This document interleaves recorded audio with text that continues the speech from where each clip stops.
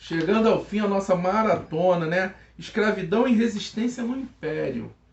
Então, eu já falei para vocês, né, que a base do café, né, a exploração do café, ele vai ser no início lá, né, explorado por mão de obra escrava, tá? E falar um pouquinho sobre escravidão.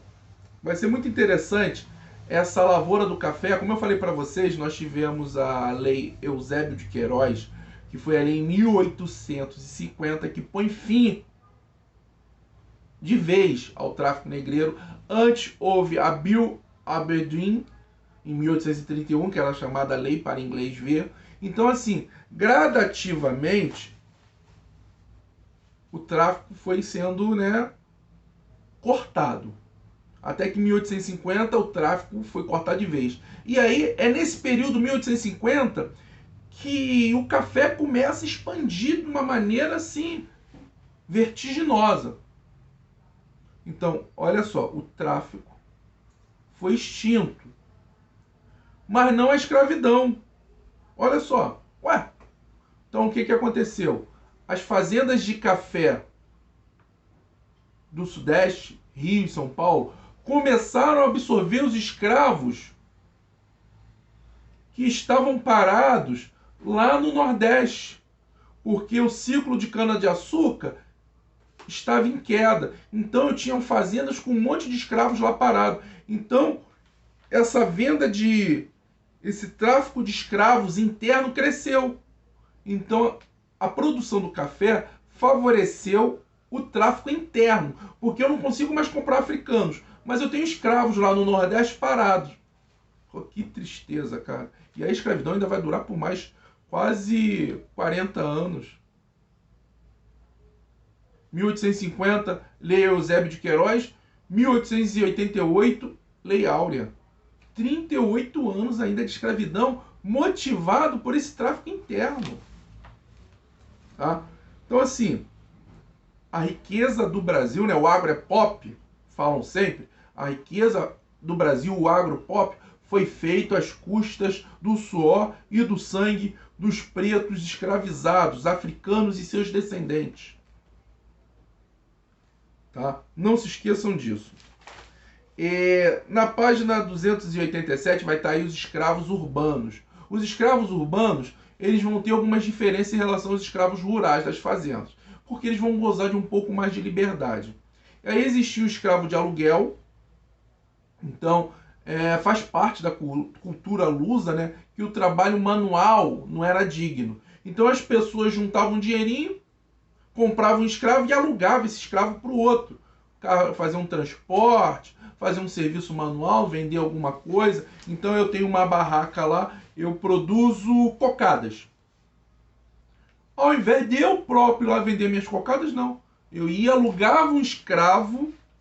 Nossa, se vocês perceberem as relações de trabalho no nosso país, o quanto ainda estão ligadas a isso. Aí o cara, mas isso é outra história. Eu alugava um escravo e o escravo ia lá vender minhas cocadas. O escravo ia vender meus sapatos, meus tamancos. Era um escravo de aluguel. E aí isso vai gerando uma fonte de renda muito grande. Então, nas cidades existiam os escravos de aluguel, que eram alugados, e os escravos de ganho. Então, nas cidades, está aí na página 287, tá? Já o escravo de ganho, esse era diferente. Por quê? O escravo de ganho, então o cara tinha uma fazenda, e aí ele pegava esse escravo e botava lá na cidade para vender um produto lá qualquer. Frutas, café, queijo, leite, produto qualquer. Esse escravo de ganho, ele podia ficar com uma porcentagem do lucro, como ele tinha uma cota. Vamos lá. O cara produzia queijo Minas. Tá? Numa fazendinha aqui no interior, ele produzia queijo Minas. E aí ele botava assim pro escravo. Olha só. Você tem uma cota, você tem que vender 10 queijos por dia. Se você vender a mais, o lucro é seu. E aí o escravo conseguia vender 12, ou conseguia vender 11. Ele botava uma cota alta, tá? Não era uma cota baixa, não. E aí o lucro, a sobra era sempre pouco, ele vendia 11. Ele tinha o direito de ficar com essa sobra.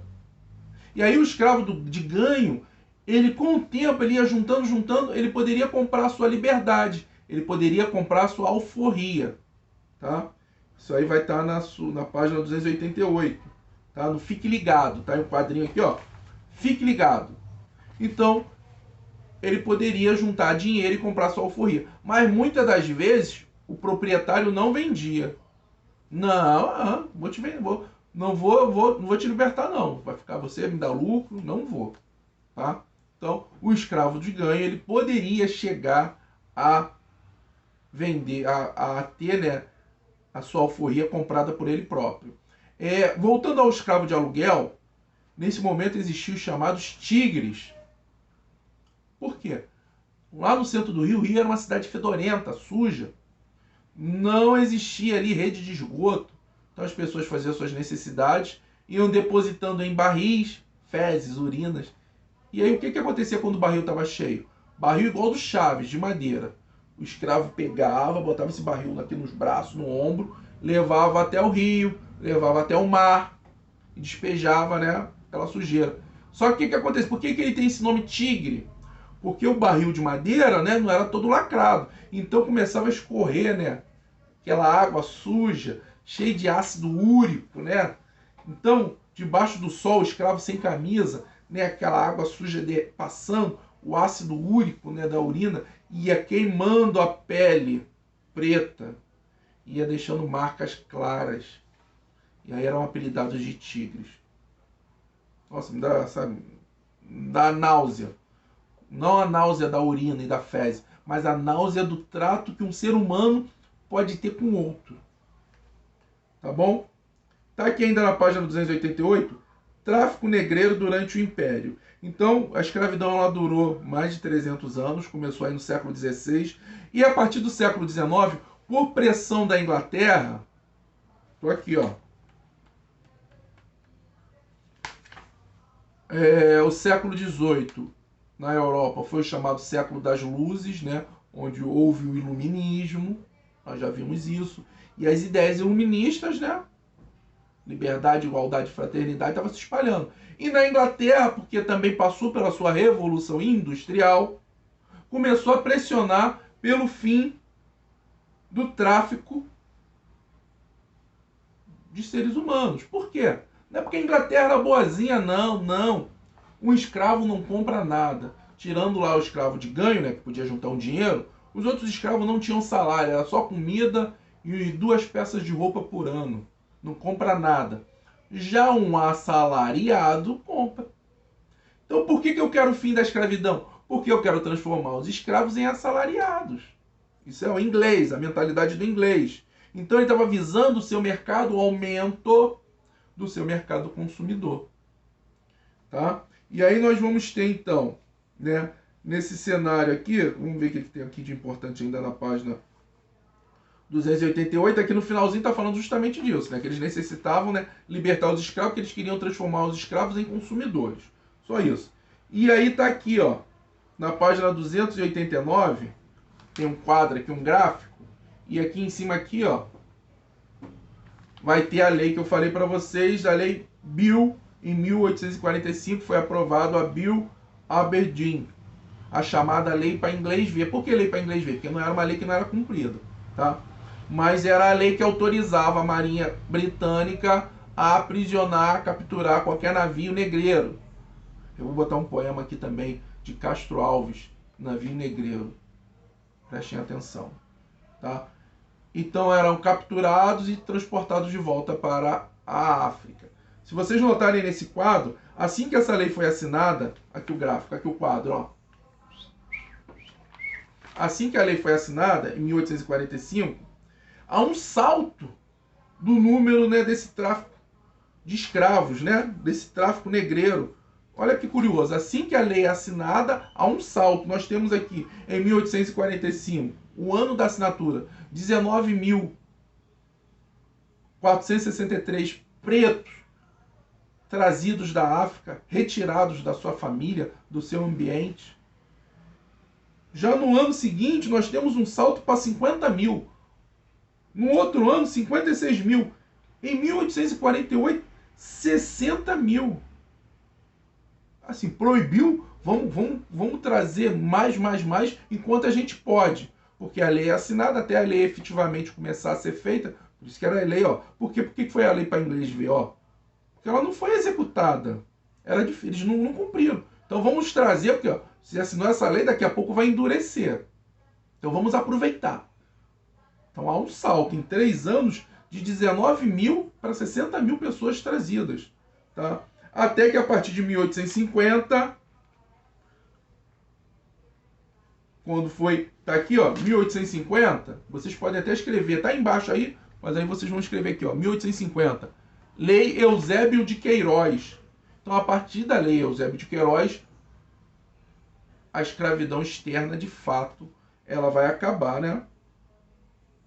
Até que no ano de 1852, aí, 700 apenas foram trazidos, né? Então, ó, há uma queda. Por quê? Tá aqui, ó, nesse segundo parágrafo da página 289. Apesar do aumento do tráfico negreiro, o Brasil sofreu com diversos navios aprisionados. Mediante essa pressão, o governo imperial decidiu aprovar em 1850 a Lei Eusébio de Queiroz, que proibiu definitivamente o tráfico de cativos da África. Mas essa lei, ela foi uma pressão da população, a Lei Eusébio de Queiroz, por quê? Poxa, a gente está tendo que cumprir uma lei inglesa, a Bill Aberdeen? Não, não. Temos que ter uma lei nossa, isso é um afronto. Lembra que eu falei que o governo brasileiro estava em choque com os ingleses? Isso é um afronto, temos que ter uma lei brasileira. Tem que ser iniciativa nossa, não é de fora não. E aí, em 1850, a Lei Eusébio de Queiroz termina de vez com o tráfico externo, mas o tráfico interno aumenta. Porque as fazendas de café do sul, sudeste, necessitam, principalmente as do Vale do Paraíba e do Oeste Paulista, vão necessitar de mão de obra escrava. Não pode vir mais da África, vai vir da onde? Do Nordeste, das Minas Gerais, que existe o fim do ciclo do ouro. Ali nas Minas Gerais também um monte de escravo parado. Vamos vender esses caras. E aí nós temos aqui, né, para finalizar, o abolicionismo. Isso é muito importante. Sabe por que isso é importante? Quando a gente fala de abolição, a princesa Isabel assinou a Lei Áurea, a grande libertadora dos escravos, conversa fiada. Foi importante, porque ela tem lá a assinatura, mas a abolição ela foi resultado da luta dos pretos, das pretas, dos pardos, dos índios, de brancos humildes. Então foi uma luta coletiva. O fim da escravidão não foi só uma questão de um gosto, de uma decisão de uma única pessoa em um único dia, não. Foi uma questão histórica, popular. E é importantíssimo a gente lembrar dessa gente que participou. Como temos aqui um quadro, o grande Luiz da Gama, André Rebouças. Quem vai ali para o centro, vai para a Zona Sul, atravessa o túnel Rebouças, era um engenheiro. Lá no século XIX, um engenheiro preto. Eram os irmãos Rebouças. Então, André Rebouças, grande abolicionistas, Luiz da Gama, Maria Tomásia, Figueira Lima Adelina, Dragão do Mar, Marina Fátima de Reis. Nomes, ó, pessoas pretas. Então a abolição não foi um favor dos brancos, não. A abolição foi uma luta. Tá? E aí aqui embaixo está aqui, ó. Por isso que eu falei que foi gradual. Em 1871, aí vocês podem já marcar aqui, né? Leis abolicionistas. Mas só que o que aconteceu? Dom Pedro II, como eu falei para vocês, que eu sou fã, ele era abolicionista. Ele é tido até como o monarca mais republicano. Mas ele era um cara do seu tempo. Então o que ele falava? Ele falava que deveria sim ter a abolição.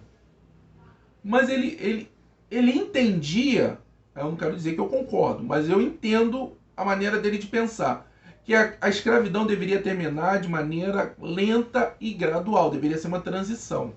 Por quê? A riqueza do Brasil, que eu falei para vocês, esse agro é pop, o agro é preto, isso que eu acho que tinha que ser, porque lá era o café, e esse café era produzido pelos pretos.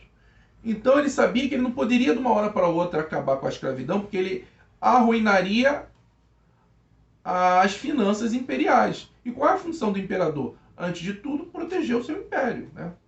Então, poxa, eu não vou arruinar o meu império. Então, leis graduais, tá bom? Então, em 1871 foi feita a chamada Lei do Ventre Livre, que dava liberdade, né, para quem nascia. Mas notem, tem uma observação. Aí o cara nascia lá de uma escrava.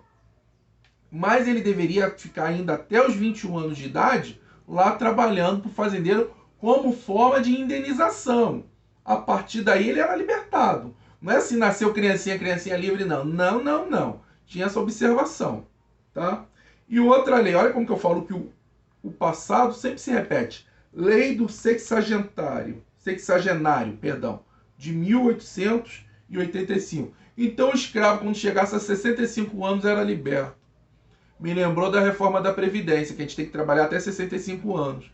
Nossa, e ter a sorte de viver mais 20 anos, né? Ter a sorte de viver mais um pouco. 65 anos, né? Para ter aposentadoria, é a mesma coisa de escravo, né? Trabalhou a vida inteira. Vocês acham que... Para e pensa. Vocês acham que quantos escravos? Eu estou falando de 1885.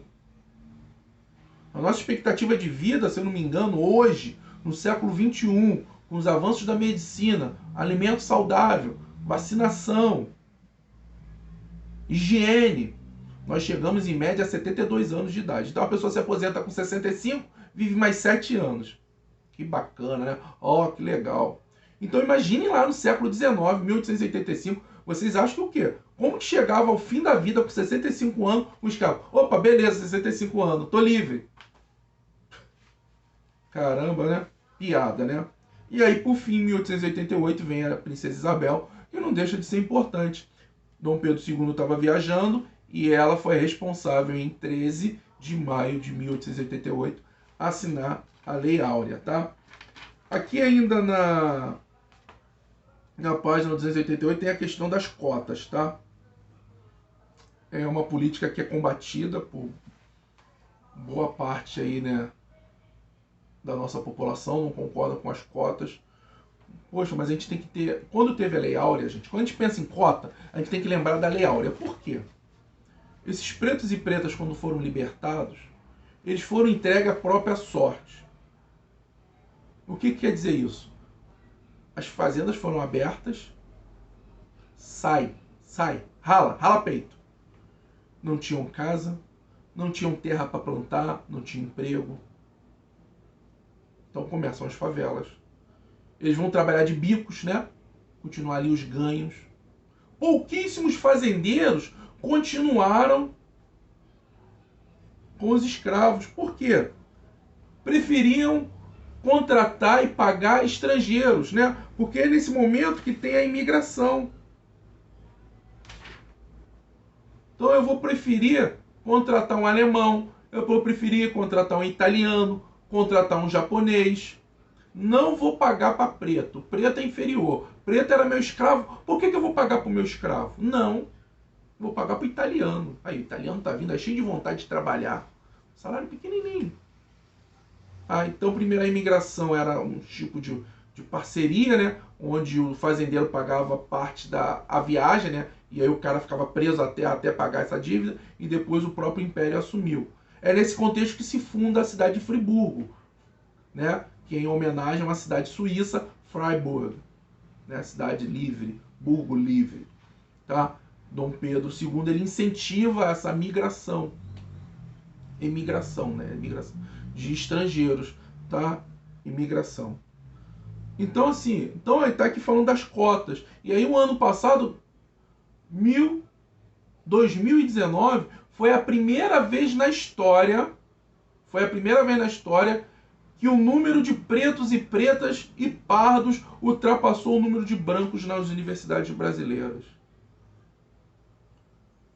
A UFRJ fez ontem, esses dias aí, 100 anos. Então, só em 100 anos de ensino superior, ano passado foi o primeiro ano que os pretos e pretas e seus descendentes alcançaram a maioria no ensino superior. Isso porque a política de cotas. É algo justo às vezes? Não, porque eu sei que às vezes tem pessoa branca pobre. Claro que tem. Então, assim, como eu falo, todo remédio às vezes tem o seu efeito colateral. Tem. O efeito colateral é deixar brancos pobres de fora. o que também é uma coisa ruim. Mas o remédio é para curar uma doença. E essa doença é a desigualdade, que atinge principalmente os pretos e as pretas. Quando essa doença, né, estiver mais controlada, a gente pode usar outros remédios. E realmente devemos pensar a cota também por renda, mas é um resgate histórico por mais de 300 anos dessas pessoas escravizadas. É um resgate histórico da Lei Áurea ter sido feita dessa maneira. As pessoas foram abandonadas à própria sorte. Tá bom? Finalizando aqui com o Navi Negreiro, assistam o vídeo. Tchau. Semana que vem, correção de exercícios. Maratona de correção de exercícios. Tchau, tchau.